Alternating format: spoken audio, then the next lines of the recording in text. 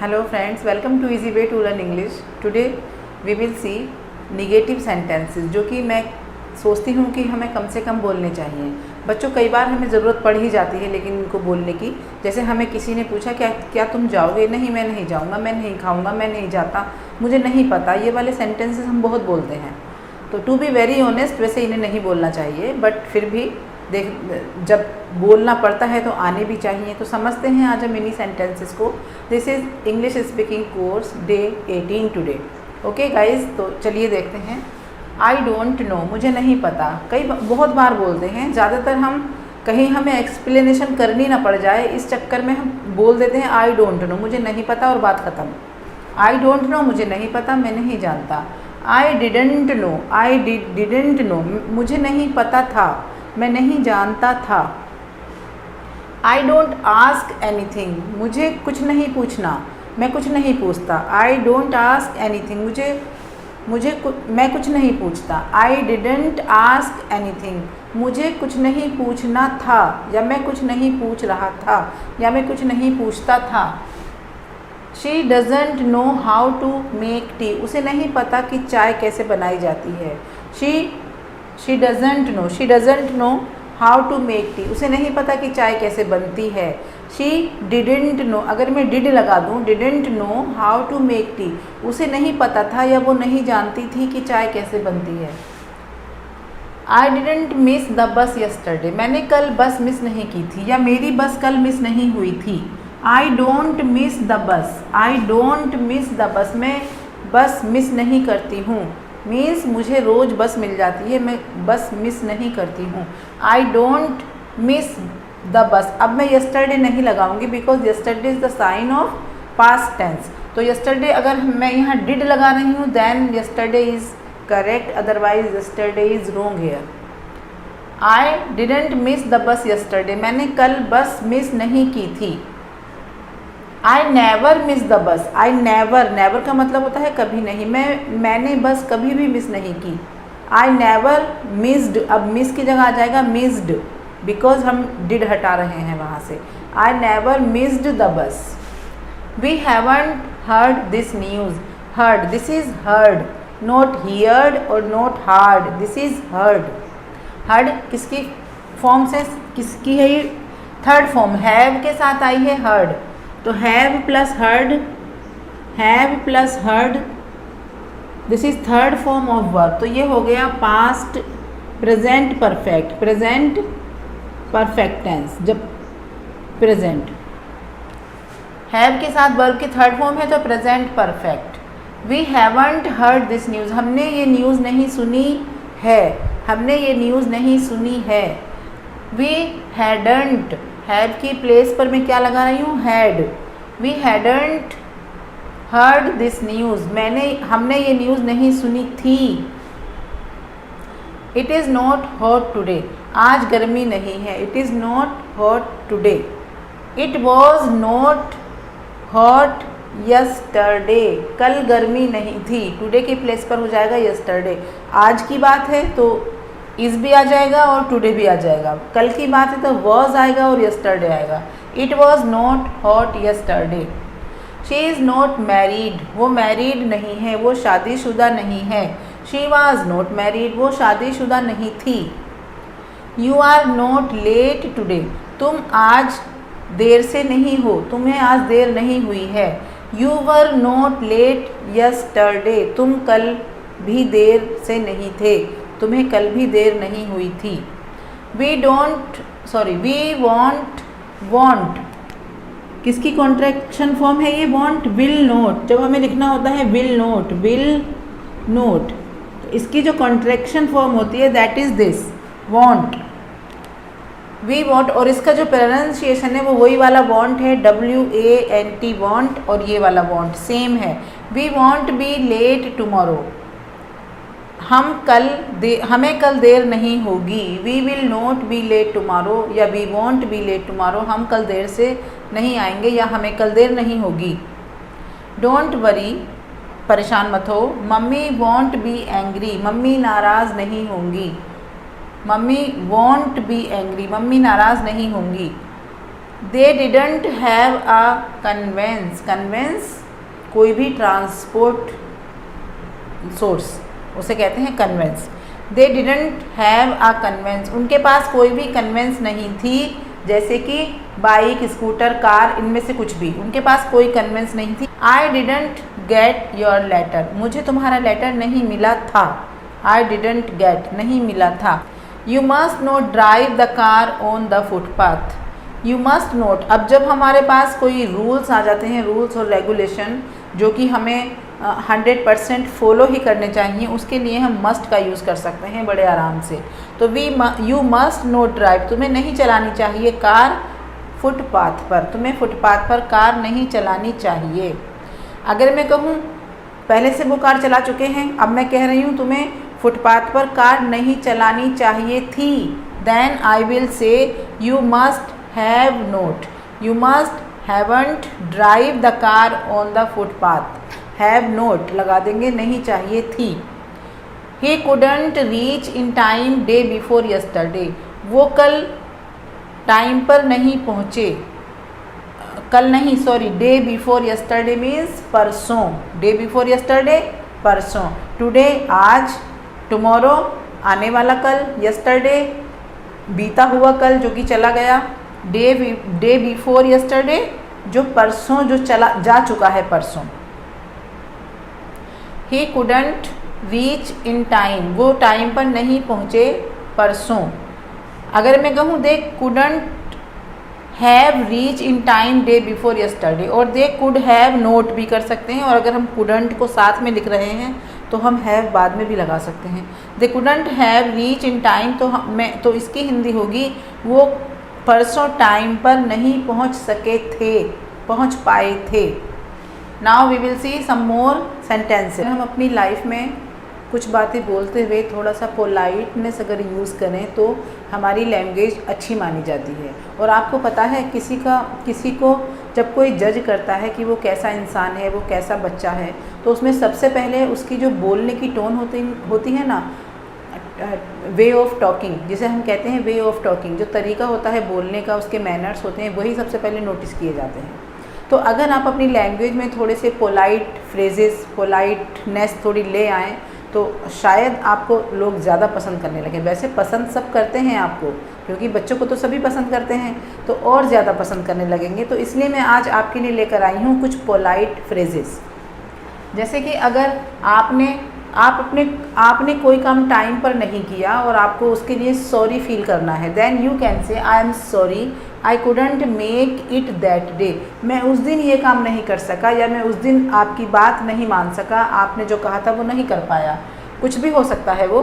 I am sorry I couldn't make it that day, और I am sorry I couldn't make it in time, time पर मैं ये काम नहीं कर सका जो टाइम मुझे दिया गया था। तो दोनों ही लगा सकते हैं, दैट डे भी लगा सकते हैं अगर उस दिन की बात है, आज की बात है तो टुडे, और अगर टाइम से रिलेटेड है तो टाइम लगा सकते हैं, इन टाइम या ऑन टाइम। इन टाइम और ऑन टाइम का फ़र्क पता है ना आपको? इन टाइम का मतलब बिफोर द टाइम, टाइम से पहले काम हो जाना। अगर आपसे कोई कह रहा है कि भाई मेरी बर्थडे है और तुम्हें इन टाइम आना है, तो उसका मतलब है कि आपको केक कटते हुए ही नहीं पहुंचना है, केक कटने के टाइम पे आपको तब पहुंचना है जब वो थोड़ी प्रिपरेशन कर रहा है, उसके साथ वर्क करवाने के लिए, उसकी हेल्प के लिए वो बुला रहा है आपको। लेकिन अगर आप पूरे ऑन टाइम पर जाओगे तो ऑन टाइम का मतलब है कि आप तो तभी जाओगे जब केक कटने वाला है, आपको कुछ नहीं करना पड़ेगा, कोई हेल्प नहीं करनी उसकी, सीधे गेस्ट की तरह जाओगे और खाने पीने में लग जाओगे, दैट इज़ ऑन टाइम। और इन टाइम तो थोड़ा पहले जाओगे और उसने जो तैयारियाँ की हैं, उसकी जो प्रिपरेशन है वो आप देखोगे और उसको थोड़ा सही भी करोगे, ठीक है ना। I am sorry I got a little late, I am sorry अगर आपको कहीं जाना है, आप लेट हो गए हैं तो क्या कहेंगे आप? I am sorry I got a little late, मैं सॉरी, मुझे दुख है इस बात का कि मैं थोड़ा लेट हो गया हूँ। Please convey my apologies, please convey my apologies, अगर जैसे आपको इनवाइट किया गया है कहीं, लेकिन आपके फ्रेंड को भी इनवाइट किया है या आपकी मम्मी को इनवाइट किया है और मम्मी नहीं जा पा रही है किसी भी वजह से, तो और मम्मी कह रही है मेरी तरफ से भी सॉरी बोल देना, तो आप क्या कहोगे वहाँ जाकर? तो मम्मी क्या कहेंगी आपसे कि मेरी तरफ से भी सॉरी बोल देना, तो उसके लिए मम्मी जो फ्रेज़ यूज़ करेंगी that is please convey my apologies, मेरी तरफ से सॉरी बोल देना कि मैं नहीं आ पा रही हूँ। Please convey my apologies that I am unable to come for any reason और some reason, no problem. It was all my mistake, please excuse me, ये पूरी मेरी ही गलती थी। It was all my mistake, ये सब मेरी गलती थी। प्लीज़ एक्सक्यूज़ मी, मुझे माफ़ कर दीजिए। Sorry to have disturbed you, कि मैं दुखी हूँ। आई एम सॉरी कि मैंने आपको डिस्टर्ब्ड किया, जो मैंने आपको आपके काम में बाधा डाली उसके लिए I am sorry. Sorry to have disturbed you. I beg your pardon, मैं क्षमा प्रार्थी हूँ या मैंने जो गलती की है उसके लिए मुझे माफ़ कर दीजिए। तो इसके लिए हम फ्रेज़ यूज़ करेंगे। आई एम सॉरी तो करेंगे ही, आई एम सॉरी भी एक अच्छा फ्रेज़ है, लेकिन एक और ये भी फ्रेज़ है आई बैग योर पार्डन, कि मैं तुमसे क्षमा मांगता हूँ। वैसे भी बैग का मतलब क्या होता है, BEG बैग। एक तो होता है BAG बैग, जिसका मतलब होता है बस्ता, कोई भी थैला, कोई भी सामान ले जाने वाली चीज़। एक बैग BEG बैग, बैग मतलब होता है मांगना। बैग से ही एक वर्ड बना है बैगर। बैगर मतलब भिखारी, भीख मांगने वाला, भिखारी। बैग मांगना, तो यहाँ पर वही मांगने वाला है आई बैग योर पार्डन, कि मैं तुम्हारी क्षमा मांगता हूँ, क्षमा प्रार्थी। अलाउ मी टू से, कृपया मुझे बोलने की इजाज़त दें, मुझे बोलने की इजाज़त दो। अलाउ मी का मतलब मुझे परमिशन दो, मुझे आज्ञा दो, मुझे आज्ञा दो कुछ कहने की, कि मैं कुछ कहना चाहता हूँ। अलाउ मी टू से, प्लीज़ भी लगा सकते हैं, प्लीज़ अलाउ मी टू से, और भी पोलाइट हो जाएगा। May I have your attention please, may I have your attention please, मतलब अगर आपको कोई आपकी तरफ नहीं देख रहा है तो आप सबका ध्यान अट्रैक्ट करने के लिए, अपनी तरफ ड्रॉ करने के लिए ये वाला फ्रेज़ बोल सकते हैं। May I have your attention please, क्या मैं कुछ बात कर सकता हूँ, क्या मैं आप लोगों को कुछ कह सकता हूँ, तो आप सब मेरी बात सुन लीजिए। Would you please permit me to speak, अब एक फ्रेज़ हमने ये देखा था अलाउ मी टू से, मुझे कुछ बोलने की इजाज़त दो, और एक यहाँ पर सिमिलर है वुड यू प्लीज़ परमिट का मतलब आज्ञा देना। परमिट एक वर्ब है और परमिशन इसी की नाउन है, परमिशन इसी का नाउन है। Would you please permit me, permit allow करना, परमिशन देना। क्या तुम मुझे कुछ कहने के लिए परमिशन दोगे, क्या तुम मुझे बोलने की अनुमति या आज्ञा दोगे।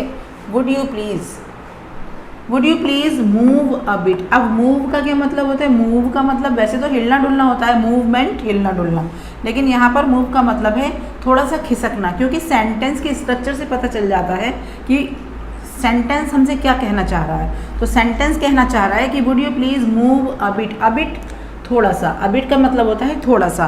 क्या तुम थोड़ा सा खिसकोगे, प्लीज़ क्या तुम थोड़ी सी जगह दोगे या थोड़ा सा खिसकोगे। Would you please speak slowly, धीरे बोलना, क्या तुम धीरे बोलोगे। Would you please speak slowly, क्या तुम प्लीज़ कृपया थोड़ा धीरे बोलोगे। कितनी पोलाइटनेस नज़र आ रही है ना, अगर आप बोलोगे इन सेंटेंसेस को तो सब कहेंगे कि अरे वाह कितना मैनर वाला बच्चा है, कितने अच्छे से बोल रहा है, रेस्पेक्टफुल है पूरा। Will you please let me seat, अब ये मैंने वुड की जगह विल लगा दिया है, लेकिन विल भी सेम ही वर्क करता है, बस थोड़ी पोलाइटनेस वुड में ज़्यादा होती है, लेकिन विल भी आप बोल सकते हैं। Will you please let me sit, let का मतलब भी होता है आज्ञा देना, परमिट देना। Permit, let, allow are similar words, they are synonyms of each other. Will you please let me sit, क्या तुम मुझे बैठने की परमिशन दोगे या तुम मुझे बैठने दोगे। Will you please let me seat. Please make your self comfortable, अब प्लीज़ मेक योर सेल्फ, अपने आप को कंफर्टेबल कीजिए या आराम से बैठिए, प्लीज़ आराम से रहिए, अपने आप को कोई भी दुख मत दीजिए। Please make your self comfortable, अब प्लीज़ आराम से रहिए। इसके लिए एक और फ्रेज़ हम यूज़ करते हैं फील एट होम, आराम से बैठिए, आराम से रहिए। Sorry for the inconvenience, inconvenience का मतलब कोई भी परेशानी। सॉरी फॉर द इनकन्वीनियंस, अगर आपकी वजह से किसी को कोई भी परेशानी हुई है, अगर आपकी वजह से, तो आप उसको बोलेंगे आई एम सॉरी या सॉरी फॉर द इनकन्वीनियंस, मेरी तरफ से जो आपको परेशानी हुई है उसके लिए sorry for the inconvenience. That's so kind of you, किसी ने आपके ऊपर कोई फेवर किया है, आपका कोई काम किया है जो आपसे नहीं हो रहा था, तब आपको आप उसको क्या बोलोगे, थैंक यू तो बोलोगे ही, थैंक यू के साथ क्या बोलोगे, that's so kind of you, आपकी महानता है या आपकी दया है, आपकी मेहरबानी है। That's so kind of you और this is so kind of you, आपकी मेहरबानी। Thanks for your valuable advice. Advice अगर किसी ने आपको दी है, कोई अच्छी सलाह दी है, then you should say thanks for your valuable advice. Advice ADVICE और ADVISE एडवाइस। एडवाइस का मतलब होता है जो सलाह हमें दी जाती है, हम उसको कहते हैं उसने हमें सलाह दी। He gave me advice, he gave me advice, उसने मुझे एडवाइस दी। एडवाइस का मतलब होता है, ये तो हो गया नाउन कि उसने मुझे सलाह दी, he gave me advice, noun. और दिस इज़ वर्ब, एडवाइस। अब अगर मैं इससे सेंटेंस बनाऊँ, उसने मुझे सलाह दी, तो मैं बनाऊँगी ही एडवाइज्ड मी, ही एडवाइज्ड मी। ये भी पास्ट इंडेफिनिट और ये वाला भी पास्ट इंडेफिनिट था, ही gave me advice. Because this is noun तो मुझे वर्ब लगानी पड़ेगी और ये ऑलरेडी वर्ब है तो ये खुद ही वर्ब का काम कर लेगा। ही एडवाइज्ड मी, उसने मुझे सलाह दी। ओके गाइज, अभी हमारा एक पैराग्राफ कम और स्टोरी ज़्यादा एक चल रहा है, तो उसको पूरा कर लेते हैं और I think, I am sure कि वो आज पूरा ही हो जाएगा। Okay, let's complete the story and understand the translation. I was about to go, I was about to go, मैं जाने ही वाला था, बट रामलाल स्टॉप्ड मी, लेकिन रामलाल ने मुझे रोक दिया। वो जाने वाला था उस आदमी के पीछे जो कि अंधेरे में चला गया था। I was about to go but Ramlal stopped me. He said it was useless pursuing somebody, pursuing means पीछा करना, परस्यूइंग किसी के पीछे जाना। ही सैड, उसने मुझे बताया, उसने मुझसे बोला, इट वॉज यूजलेस कि बेकार है किसी का पीछा करना, समबडी किसी का भी पीछा करना, इन द डार्क अंधेरे में किसी के पीछे जाना और किसी को परस्यू करना बेकार है, बेकार की बात है। मोर ओवर हम वहाँ यूज़ करते हैं कि और ऊपर से, जैसे कि इन एडिशन टू, मतलब एक तो ये बात है ही और ऊपर से और भी कुछ होने वाला हो, तो मोर ओवर और ऊपर से the man could be armed, armed could be armed मतलब कुछ भी हथियार ले सकता था, उसके पास हो सकता था। The man could be armed and have dangerous weapons, man arm की, उसके पास कोई भी चीज़ हो सकती थी नुकसान देने वाली, आर्म्ड का मतलब हथियार से भी होता है, एंड हैव डेंजरस वेपन और कुछ उसके पास खतरनाक वेपन्स भी हो सकते थे, वेपन्स ऑल्सो हथियार हो सकते थे। 10 minutes later, 10 minutes later 10 minute के बाद, the shop was field, field means भर गई, शॉप भर गई थी विद क्यूरियस, क्यूरियस जो कुछ लोग ऐसे होते हैं जिन्हें जानने की बड़ी तमन्ना रहती है कि कहीं ना कहीं से कुछ बात हमें जानने को मिले, उन्हें अपनी नॉलेज बढ़ानी होती है लोगों की बातों को सुन सुन के। ऑल वांटिंग, और वांटिंग मीन्स भी चाहना, और क्यूरियस जो लोग बहुत जानना चाहते हैं, क्यूरियस होते हैं, जानने की इच्छा रखते हैं। The shop was filled with curious, all wanting to know what had happened, what had happened क्या क्या हो गया था या क्या हो चुका था, उसको सबको जानने के लिए सभी लोग क्यूरियस थे। जो लोग क्यूरियस थे उन लोगों से वो शॉप भर गई थी। The shop was filled with curious, all wanting to know, curious लोगों से शॉप भर गई थी और सभी जानना चाहते थे व्हाट हैड हैपेंड कि यहाँ पर अभी क्या हुआ था। The knife man was herded, herd का मतलब होता है झुंड, बहुत सारे लोगों का झुंड या जानवरों का झुंड, किसी भी चीज़ का, दिस इज़ कलेक्टिव नाउन। किसी एक चीज़ को हर्ड नहीं कह सकते जब तक बहुत सारी चीज़ें वहाँ इकट्ठी ना हो, वो भी living herd. The knife man was herded, तो झुंड के द्वारा उसको भीड़ में ले जाया गया, इनटू अ पुलिस कार, मतलब भीड़ ने उसको पुलिस कार में डाल दिया, which had arrived by now, जो अब तक आ चुकी थी। तो वो जो नाइफ मैन था वो herded into a police car, police की कार में डाल दिया गया था, झुंड के द्वारा लोगों ने डाल दिया था। Which had arrived by now अब तक, बाय नाउ अब, बाय देन तब तक, बाय नाउ अब तक, जो अब तक पहुंच चुकी थी, अराइव्ड पहुंच चुकी थी। रामलाल एंड आई, रामलाल और मैं, had to give our statements, I had to और Ramlal and I had to give का मतलब है कि हमें भी बोलना पड़ा, हमें भी पुलिस को बयान देना पड़ा। स्टेटमेंट्स का मतलब है यहाँ पर बयान देने से। Ramlal and I had to give our statements to the police, Ramlal और मुझे अपने बयान देने पड़े।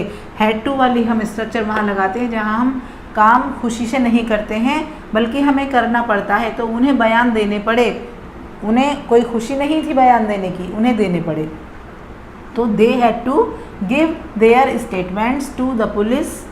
When I arrived home, arrived पहुँचना, व्हेन आई अराइव्ड होम जब मैं घर पहुँचा, हाफ एन आवर लेटर आधे घंटे के बाद जब मैं घर पहुँचा, my mother was waiting impatiently, impatiently बड़े ही बेचैनी से, बड़े ही अधैर्य से, जिसमें कि बेचैनी से समझ लीजिए आप, was waiting impatiently for me, मेरे लिए बड़ी ही बेचैनी से मेरी मम्मी मेरा वेट कर रही थी। She was about to lecture, about to lecture, वो मुझे लेक्चर देने ही वाली थी। लेक्चर का मतलब होता है लेक्चर देना। एक तो लेक्चर वर्ब होता है, एक तो लेक्चर होता है नाउन कि लेक्चर, उन्होंने लेक्चर दिया। They gave me a lecture, उन्होंने मुझे एक लेक्चर दिया। एक होता है लेक्चर वर्ब, दे लेक्चर्ड मी, उन्होंने मुझे लेक्चर दिया। दे लेक्चर्ड मी, यहाँ पर वर्ब है। लेक्चरार, लेक्चर से ही बना है लेक्चरार, लेक्चर देने वाला, और लेक्चरार लेक्चर देना, और लेक्चरार पढ़ाने वाला या लेक्चर देने वाला। She was about to lecture me, वो मुझे लेक्चर देने ही वाली थी। अबाउट बीइंग सो स्लो, इतना स्लो होने पर कि मैंने काम बहुत धीरे किया, वो मुझे लेक्चर देने ही वाली थी। बट शी स्टॉप्ड, लेकिन वो चुप हो गई। एंड लिसन्ड, और सुना उन्होंने। डम फाउंडेड, कैसे सुना? डम फाउंडेड, मतलब वो सुनकर डम फाउंडेड हो गई, बिल्कुल हक्की बक्की रह गई। डम फाउंडेड हक्का बक्का रह जाना, स्तब्ध रह जाना, हिंदी में स्तब्ध रह जाना और हक्का बक्का रह जाना, वो सुनकर हक्का बक्का रह गई। व्हेन आई फिनिश्ड, जब मैंने अपनी बात ख़त्म की, शी वॉज डम फाउंडेड, वो हक्की बक्की रह गई। शी स्माइल्ड, वो मुस्कुराई बाद में। एंड सैड, और उन्होंने कहा दैट शी वॉज ग्लैड, कि वो बहुत खुश हैं। ग्लैड मीन्स वेरी हैप्पी, बहुत खुश होना। शी वॉज ग्लैड, कि वो बहुत खुश हैं। आई वॉज नॉट इंजर्ड, कि मुझे ज़रा सी भी चोट नहीं लगी थी, मैं बिल्कुल ठीक था। और आई वॉज नॉट इंजर्ड, मुझे कोई दुख नहीं हुआ था। That's all for today. Now story is completed. That's all for today. Keep watching my videos and subscribe to the channel. I will be back soon with new content and day 19. Till then, bye.